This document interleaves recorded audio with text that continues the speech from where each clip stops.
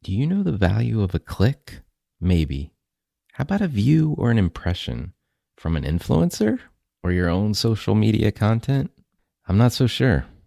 You should really check out my friends at Eisenberg.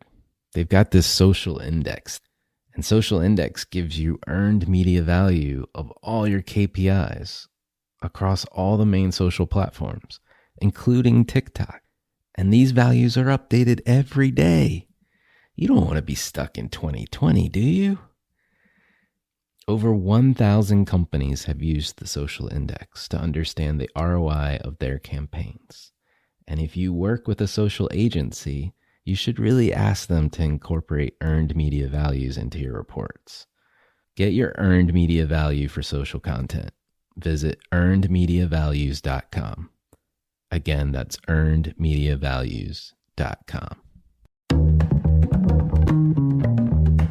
For all of us, it's about predicting where the consumer is going and getting half of it right. One of the things we want to do is create ads that don't suck. Embracing change creates great possibility. I'm Alan Hart, and this is Marketing Today.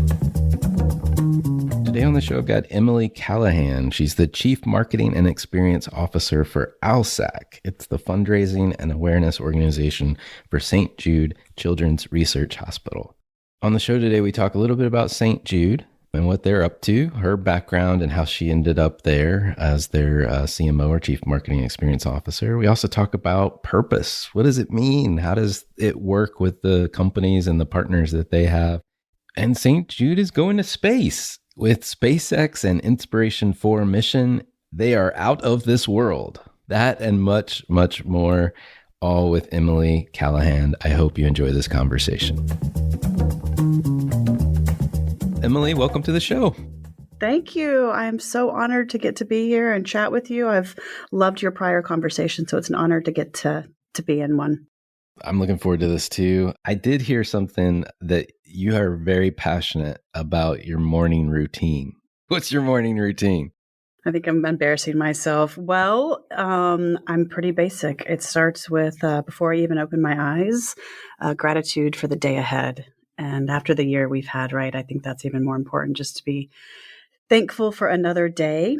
And then after some meditation and prayer time, I read the news of the day because that's part of my job. My team prepares a report to tell everybody kind of the top headlines, but I feel like that's helped me be successful in my job to scour news around the globe, know what's going on. And then I am up and at them. I help get my kiddos who are 11 and 8 ready for school. And then I try as best I can every day to work out a little movement, which is just as good probably for my physical health as my mental health. So that's my routine, which is sort of a shorthand way of saying I try to control the morning I have, because the truth is pretty much nothing after that is in my control. Exactly. Yeah. No, it's funny. That's good. I like it. And you got a little bit of everything packed in there. That's a lot. Like my morning routine's pretty boring compared to yours. No, but I did tell somebody there's a sense of accomplishment. There are some days I come in the office and think, whew, okay, good. I've done enough. I've done more than I would maybe normally do in a day. So there's a bit of a sense of like, okay, if you can accomplish that, you can go accomplish anything that's thrown your way. What was your path to becoming the Chief Marketing and Experience Officer at ALSAC, which is, if I get this right, the fundraising and awareness organization for the St. Jude's Children's Research Hospital?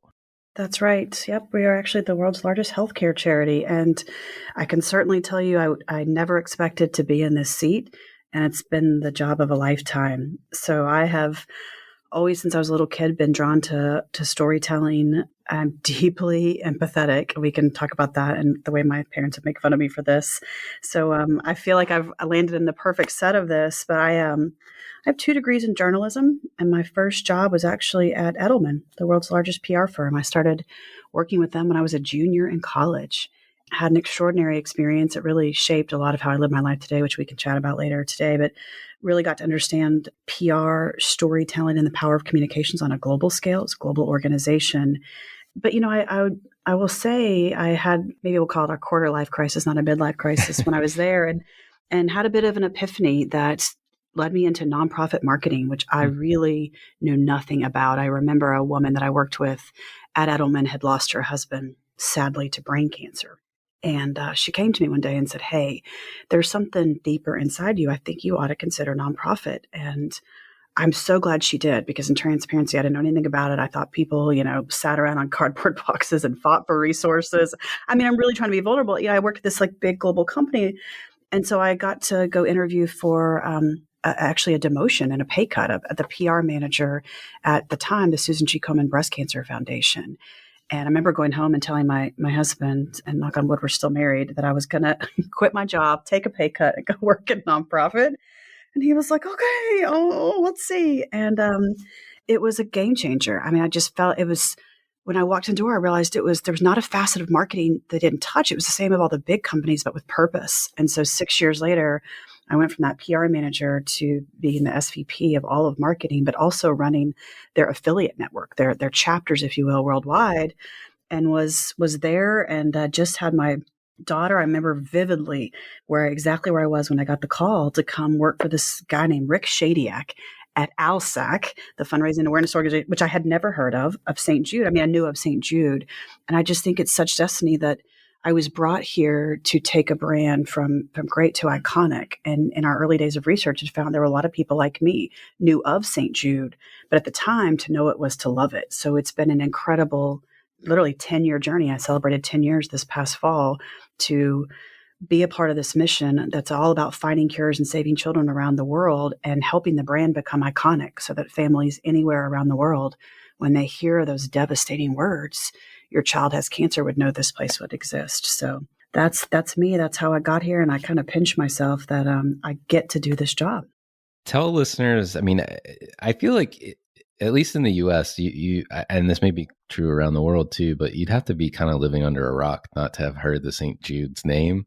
But tell us a little bit more about St. Jude Children's Hospital.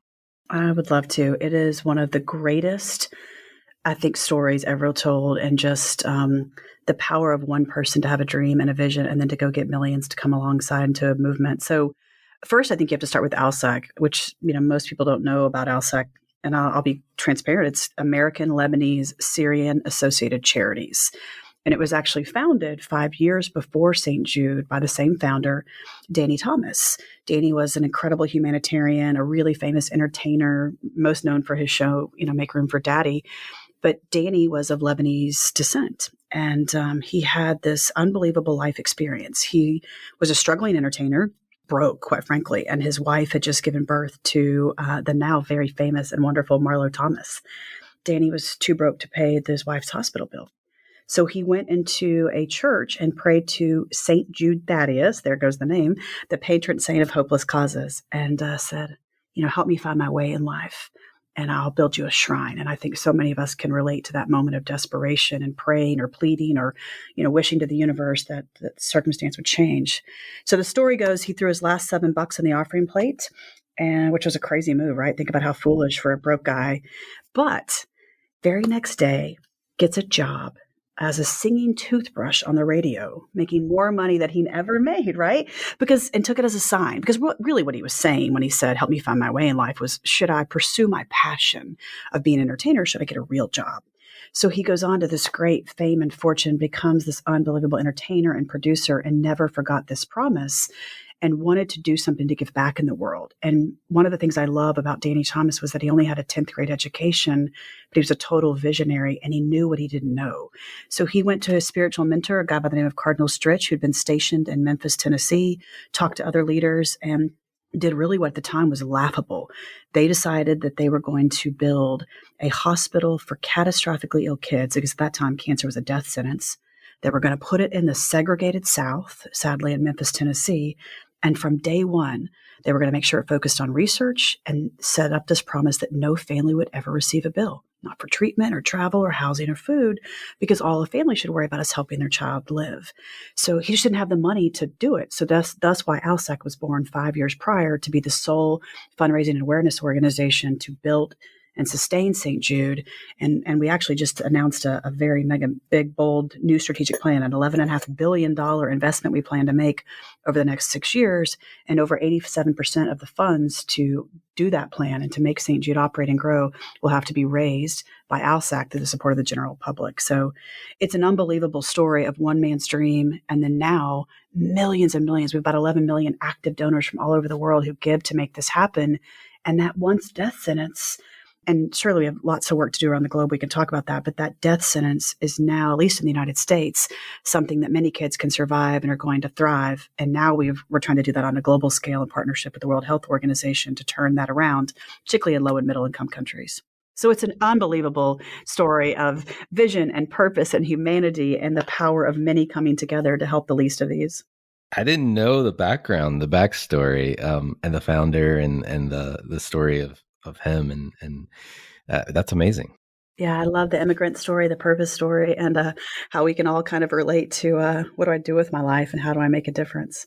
I'll tell you this little side note. My favorite thing about Danny is he's actually he's buried here on the St. Jude campus. And for all these unbelievable accolades that he had in his life, he wanted one word on his final resting place, and that was founder. I mean, you talked about this a little bit ago as you're trying to make your transition from PR and communications into the nonprofit world. What does nonprofit marketing really look like? I'm glad you're asking because I'm sort of on this one woman quest. Well, I shouldn't say one woman, that we believe this here too, to help more people know more about nonprofit marketing, because I still think there's a lot of maybe bad assumptions like I had before I started in it a couple decades ago. So, I mean, for me, nonprofit marketing is marketing. It just is got purpose at the core of it. And for me, it's fundamental in changing the world because nonprofits are extraordinarily powerful. You think about all the good that nonprofits do in the world. And in order to do that good, saving children's lives, helping animals, changing the environment, social justice, why wouldn't you apply the same disciplines of marketing with, quite frankly, higher stakes, right? I mean, I can't begin to tell you how many times that I used to be in a business meeting, and people joke about this now, right? People would be in a meeting and they'd say, after arguing or stressing over a strategy or a certain ad, well, it's not like we're curing cancer here, which is exactly what we're doing. You're doing. Right? Exactly. Right. So we've got to be excellent, really excellent at marketing because the stakes are higher. We do it with a little less budget, but I would say our content is unsurpassed, right? I mean, you couldn't make up these stories of devastation turned into resilience and hope. So it's all the same capacities. We built an iconic brand here. We invest in performance marketing. I mean, the entire of ALSAC, really, fundraising awareness is nothing but marketing.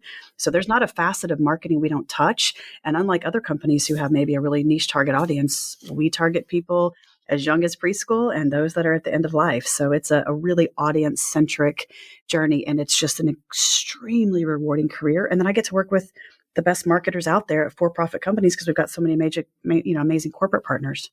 As you talk about it, I mean, it does melt away all the misconceptions, I guess, that people have had about nonprofit world, is that they have to be resource starved and like less than, if you will. I don't know why that exists, but as you talk about it, it's probably greater than, because you can help to solve cancer or cure cancer. Exactly. I mean, let's be honest, right? You're not going to make the same living that you do working in a nonprofit as you do a for-profit. And certainly I understand people's financial obligations and earning potential, but they are fantastic careers. And I think particularly after this last year, you're seeing more and more people move into it because they're starving for purpose in their work. And so, they'll trade off a little bit of pay. Although I will tell you, I mean, I think we do a great job and have, in our case, extraordinary benefits on top of purpose. And then just these unbelievably cool experiences, the stuff we get to do in our job. I mean, from some of the world's most amazing celebrities to, children that are phenomenal and teach us, to now space. I mean, I'm just marveling sometimes at the work that we get to do here. And the other misnomer, I think, is people think, oh, I'll make my money and then I'll retire and work in nonprofit. It'll be easier. I work 10 times harder in nonprofit than I ever did in the for-profit space. There's a lot of different ways to fill your cup, right? It doesn't always have to be money. That actually brings me to this notion of purpose. I mean, the marketing community is all abuzz about the idea of purpose. Like, as somebody that is sitting trying to support such a fantastic organization, trying to achieve really noble goals.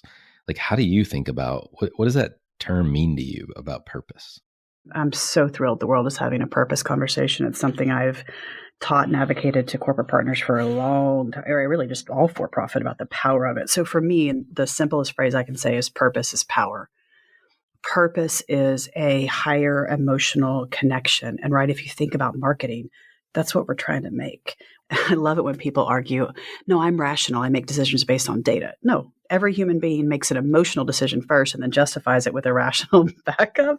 So purpose is power because it's connecting to something bigger inside of us. It's an emotional response. And in my opinion, purpose is a business driver. We have tons of data that proves it drives the 3 R's. It's recruitment. It's recruit, whether that's customers, partners, employees. It's retention. And you can see all the stats now, right, of next generation people who are demanding their and using their buying power to support things with a greater purpose. And it's revenue. It's proven to drive sales and revenue and results. And then there's just a collective power to do it, the doing good while doing well, this idea of our dollars at work. The connections you made, I like your 3 R's: recruitment, retention, and revenue. I think a lot of times companies today go to the purpose flag, so to speak. I'll use that as a placeholder. And I think they forget a lot of times that you can start internally in motivating your internal employee base, and they go straight to like, what cause are we going to work with? Or, how are we going to make a comment in the ongoing news cycle that's today, versus going a little deeper. I think you're so wise. I mean, right, if the fundamental premise and principles of marketing, right, are always to start internally. If you want to build a brand, start from the inside out. So why would purpose and cause be any different? And in this world that we live in today, right, people are eviscerating for when it's inauthentic, when you don't have permission to be in the space. But yeah, I think I can give you a quick case study. I mean, it is such a powerful difference maker. I got to work with a pretty major automotive brand several years ago who was trying to sell cars to millennials. And so they called us up and said, hey, we want to feature Danny Thomas. And I'll admit, I scratched my head and I was like, you want to use Danny Thomas to sell cars to millennials? They don't, many of them, sadly don't know who Danny Thomas is, but they said, yeah, but millennials are motivated by this power of one, this change maker, this difference maker. And so we said, okay, great. And worked with them and set up a financial model. So they did a whole commercial around this idea of Danny Thomas and sort of a purpose driven. And it was during the normal season of the yell and sell 0% down car commercials. And it was fascinating in the results. It was the most powerful brand spot they had created. They put a significant ad buy behind it nationally. It drove their brand trust and reputation through the roof, and record December sales. Not 1 year, 3 years in a row. And they could see the drop off as soon as they took the commercial off the air. And then just internally what it did to change the mind of marketing, but they were tapping into something more powerful that consumers wanted. So think about just that, back to the 3 R's, right, of how they were able to recruit new customers, retain, get employees excited about a different path, and then 3 years of record sales. I mean, you can't argue with that. A quick message from our sponsor.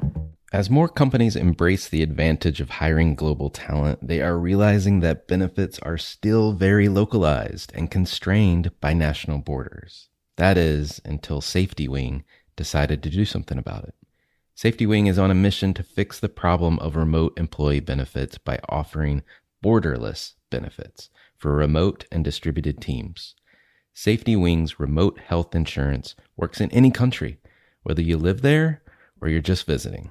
Add anyone affiliated with your company to one simple plan that gets cheaper as you scale, and customize your policy to make it perfect for your team. Safety Wing's remote health allows companies to offer equal benefits to the whole team, no matter where they live or are located. Your team is global. Their benefits should be global too. Go to safetywing.com/remote health to learn more. That is safetywing.com/remote health. Now back to the show. No, that speaks volumes. That's an amazing example. Talking about incredible partnerships. I mean, like, you've touched on this or seeded the idea of all these great partnerships with celebrities and companies, and you're in the space business now. Like, how did that come about? I mean, tell me about the inspiration for mission, and like, how did you go from this planet to maybe other planets in the future. You sound as like shocked as I was when this came up. So for everybody listening, just to orient you, so St. Jude Children's Research Hospital is joining up with the world's first all-civilian mission to space, in case you haven't heard this news. It's such an extraordinary opportunity to send a humanitarian message to the world while highlighting our life-saving work, thanks to this remarkable man named Jared Isaacman. He's got such a credible Danny Thomas-like story of like world changer. So I remember our chief digital and innovation officer, this incredible colleague of mine named Melanie Hannick, calls me up and she says, "You're not going to believe this. I got a call from, many of the marketing world know him, a guy named Ross Martin. Ross is the CEO of an agency called Known, but Ross has a long time been the chair of our Digital and Innovation Advisory Council. We have some of the biggest brands out there who advise us on strategy in the digital innovation space, which is why my job's so cool.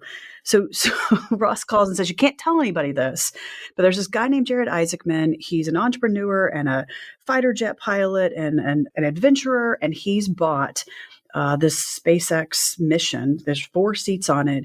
And they want to give at least 1 seat to St. Jude and make him benefit." And this was right at the holiday season last year. Oh, and by the way, we're going to need to announce this in February.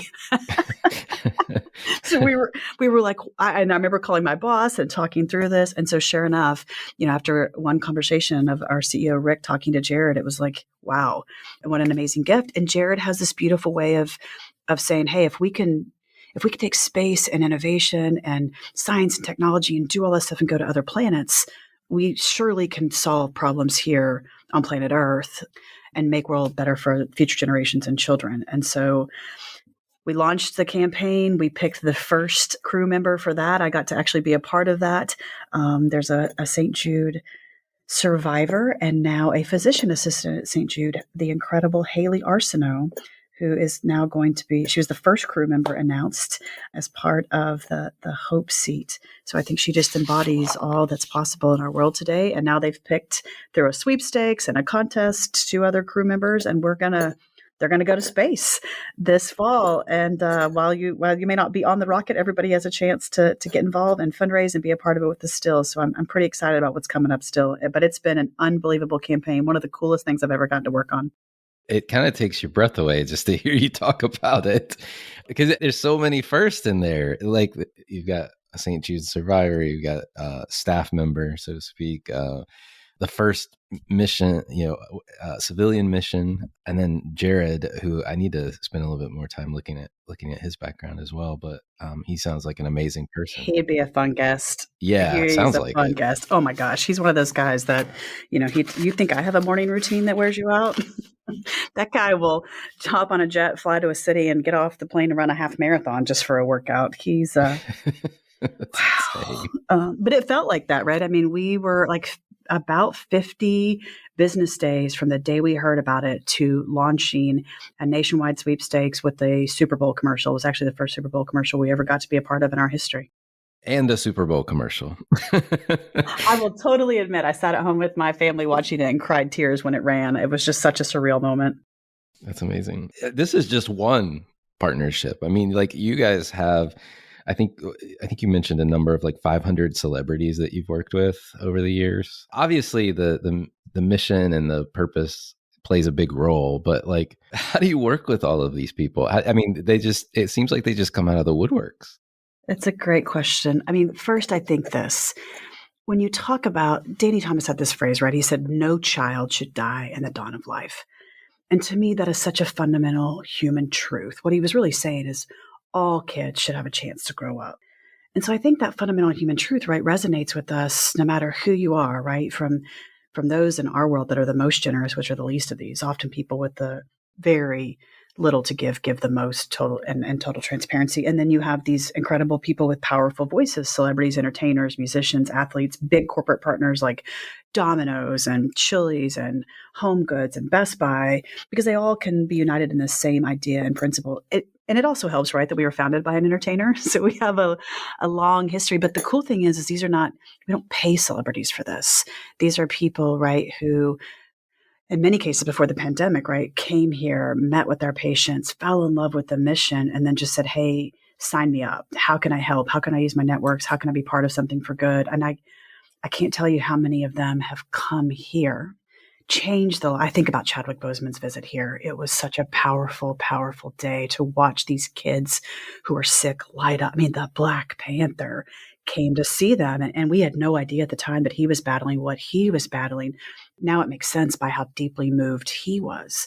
And I think probably drew great inspiration and courage from the kids here in that unique setting. So I think that's it. It's the connection around this fundamental human truth, and then the power to do something. And then there's collective power, right? Like to be part of something that other celebrities or other corporate partners are involved in is meaningful. My favorite story comes from Russell Weiner, who was the CMO at Domino's and is just such a gifted marketer. He's been an invaluable mentor and coach to me over the years, and now the president and COO of Domino's. I asked him one time, and I was like, Russell, why? Like, why are you so involved? He gives so much of his time. He serves on a board for us. And he said, hey, look, I've had a phenomenal career as a marketer. I hope he doesn't mind me busting him with this story, but he's told it himself. But he said, I sold cigarettes with Philip Morris. I sold soda with pizza. And now I soda with Pepsi and now pizza. So he was like basically working with St. Jude's like my ticket into heaven. I love that. He's just the best. But he, gives of his time and energy and has really helped us think about complex marketing problems. So,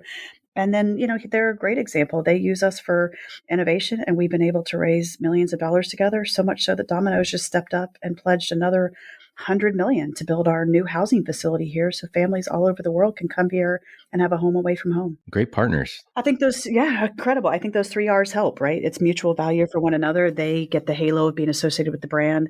We can do good together. It's a win-win-win for their customers, for their culture, for our culture, and obviously for the money we can raise to find those cures and save children.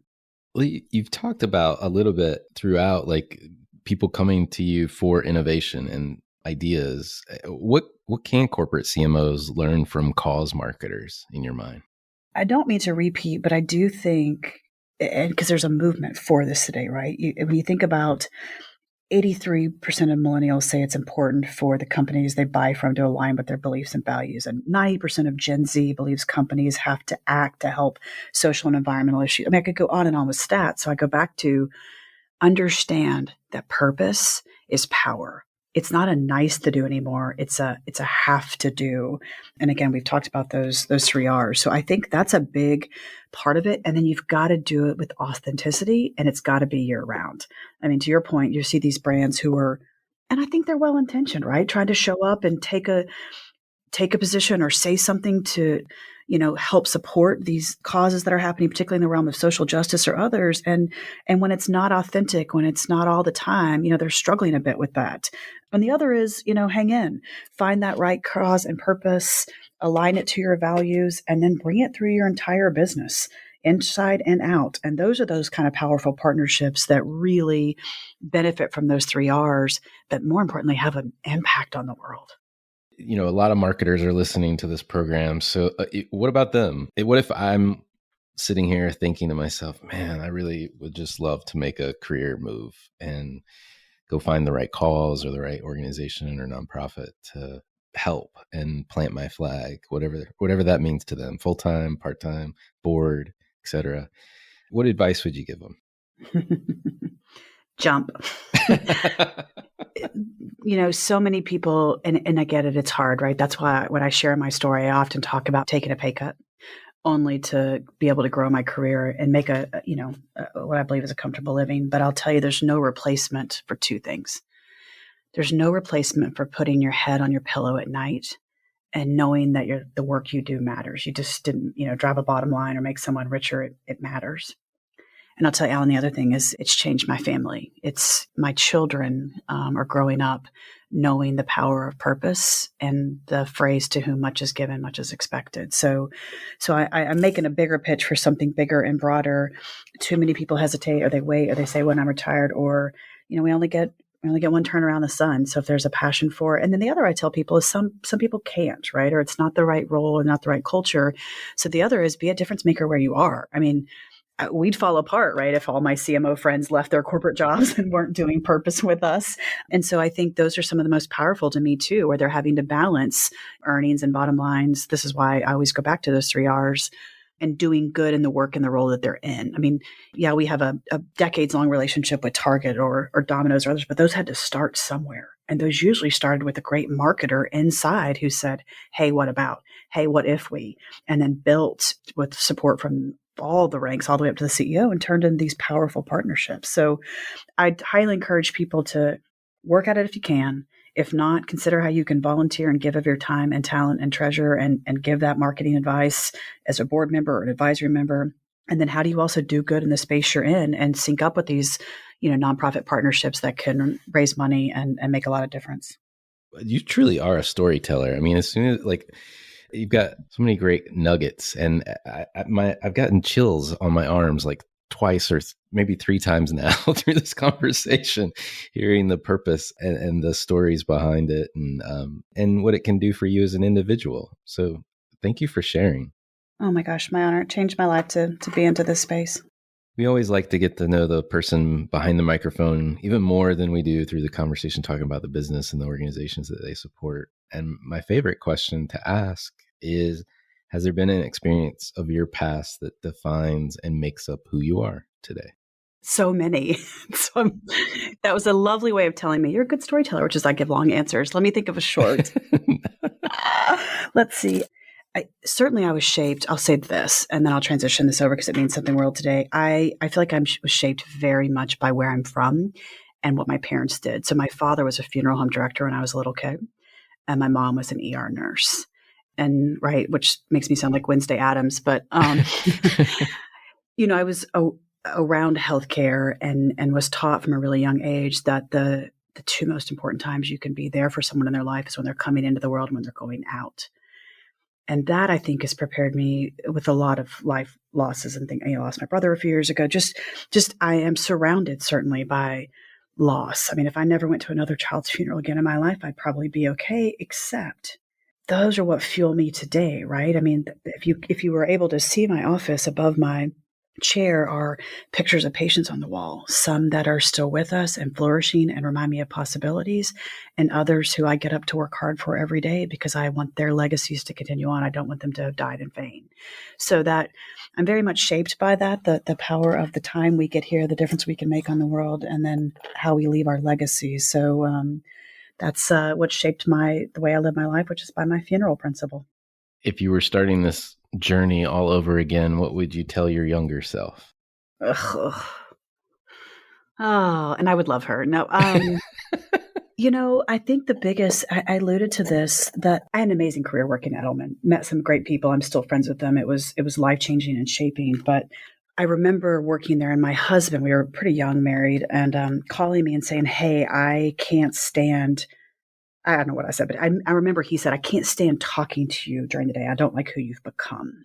I'm quite certain I had some ugly words to say to him, but it was an epiphany to look around to realize I was motivated by the wrong things. I was working my face off, but I was driven by being a certain level, a vice president by a certain age, and money and all these other things. And so that's when I really developed this funeral principle, the idea that when I die, and there doesn't have to be a lot of people there, but those at my funeral will say, she loved God.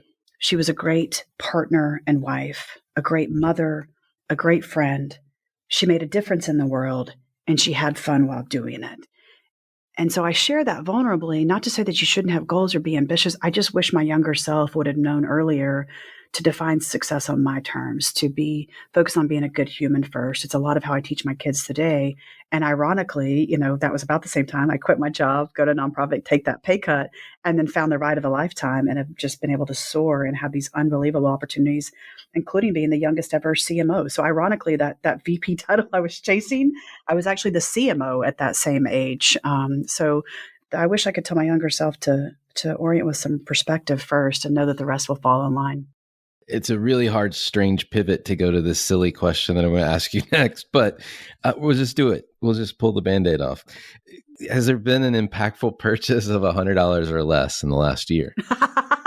Okay, this is a nerdy one, but I live my life on Zooms all day, every day, which is something totally, we're all going to be damaged by the fact we've been staring at our own faces, 12 hours a day. So, and I love to express myself with fashion and shoes. Well, no one sees your shoes on a Zoom call. So I've taken to collecting glasses. I have an unbelievable inventory of really funky glasses that I wear all the time that have been a lot of fun and allowed me to still have a little bit of fashion flair in a world where people only see you from like the waist up. That and my morning routine, I'm a big devotee to the beach body programs, little workout programs.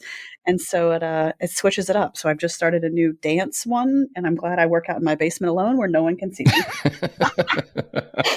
So for this morning, I learned I have no Latinx rhythm, none whatsoever, but I got my sweat on and there you go.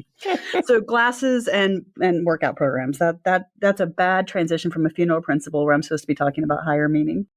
No, it's perfectly fine. And it's fun too. I mean, and no one's going to know you're a bad dancer. I mean, you can be Fred Astaire in your basement, like. Oh, my husband would tell you. My 11-year-old daughter is happy to tell you that I'm a terrible dancer. But she's got that TikTok, life down pat. Yes. Yeah, I know exactly. I have a 13-year-old. I know what you're talking about. Then you know exactly. Yep. Well, two more questions for you, more on the marketing front. I'm just curious if, as you look around, you work with a lot of different folks. So this might be an unfair question, but curious if there's brands or companies or causes that you follow or you think others should take notice of. Oh, wow. Yeah, that's like asking you to pick your favorite child. I know. I mean, right. I can definitely reiterate some of those amazing ones that we work with, right? I love Domino's. I was laughing this week that they even brought back the Noid, right? They're so on it and next gen fun marketing. I love. So we've got a ton of best in class corporate brands. I love what Target's doing. I was in there actually last night, and I love the inclusive marketing. There's so many of our patient families have talked about this too, right? To feature a Down syndrome child and the joy and excitement of seeing themselves as a hero and marketing walking through the Target aisles. I also love sort of movement-based stuff, right? So the social justice causes, I think, are extraordinary in the way that's changed entire conversations, forcing families to talk about stuff they've never talked about. And then I love a lot of the movement-based ones too. I mean, for all the ups and downs, it's pretty fascinating to see the Peloton community and what it's meant, or this Beachbody explosion, this idea of being a part of something bigger and people's need to connect when we can't physically connect like we used to. Those are all, I've learned a lot from all of those and applying the work that we do. Last question for you. What do you feel like is either the largest opportunity or the biggest threat that marketers are facing today? I'm going to make this personal. And I'm keenly aware. In fact, I sent to my CEO yesterday, probably to my own detriment, that CMOs are moving around like never before. We're the shortest tenure in the C-suite. So I'm like I'm an elder and being in my job for 10 years. But I think the biggest threat is failure to disrupt yourself or your company in order to seize new opportunities. I am devastated by how many companies were just not ready for the pandemic and couldn't figure out how to change through it. And I think really devastating for me is the number of nonprofits that are no longer with us. It was a catastrophic event for our industry, and which means the world's going to suffer. So on that, and I think in order to do that, you got to be really vulnerable. So the other big watch out, I would say, is you cannot be afraid to listen to consumers, listen to research, and learn from it, no matter how ugly and painful it is to hear it. Hi, it's Alan again. Marketing Today was created and produced by me, with support from my team and podcast editors, sound engineers, and writers at Share Your Genius. Find them at shareyourgenius.com.